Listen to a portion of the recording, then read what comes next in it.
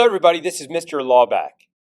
In this video, we are going to take a look at the legacy of one of the most influential figures in American judicial system history, Chief Justice John Marshall, and how he used his position on the Supreme Court to shape the future of the United States.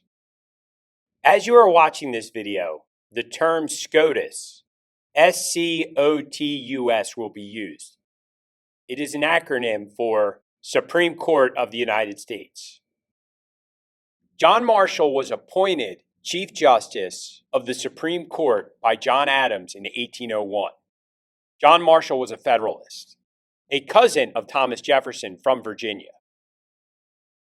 In 1800, the Democratic Republicans, led by Thomas Jefferson, swept into power, which is often known as the Revolution of 1800, effectively ending the Federalist Party control over the executive and legislative branches. However, the Federalists still held sway in one critical branch of the federal government, the judiciary. Judges are appointed for life and protected from removal except for by impeachment and expulsion. Federalist judges retain their influence, much to Jefferson and the Democratic Republicans' frustration. Marshall would go on to hold the position for 34 years. His tenure on the Supreme Court was nothing short of transformative. Much like George Washington's influence on the presidency, Marshall's influence over the court and the Constitution was profound. Time and again, his decisions bolstered the strength of the federal government, sometimes at the expense of state sovereignty. This is where a lot of the frustration of Jefferson came from, towards Marshall. One of Marshall's most significant moments came in the landmark case of Marbury versus Madison in 1803.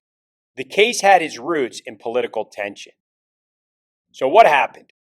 When Jefferson assumed office, he aimed to block some of the midnight appointments by his predecessor, John Adams, including a commission for William Marbury. Jefferson ordered his Secretary of State, James Madison, not to deliver the commission to these appointees. Now, a commission is basically the official notice that you will take a job, and judges needed it to start serving.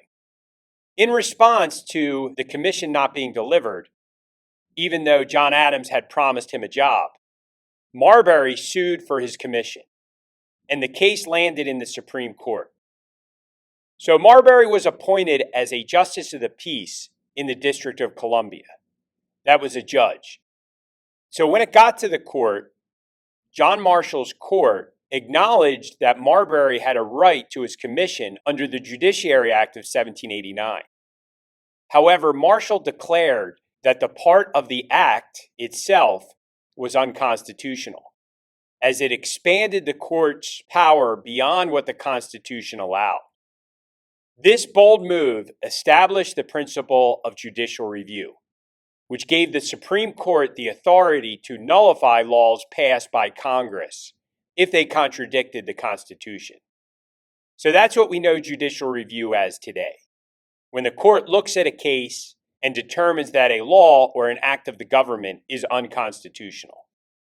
So I guess the question is, did Marbury get his appointment? The answer is no. He did not receive the appointment. Although the Supreme Court ruled that Marbury had a legal right to his commission, it also declared that the section of the Judiciary Act of 1789 that allowed Marbury to bring his case directly to the Supreme Court was unconstitutional. This meant that the Supreme Court could not compel Jefferson's administration to deliver Marbury's commission. So the case itself is kind of confusing. But the big takeaway is the case established judicial review and was not a power given to the judicial branch in the Constitution.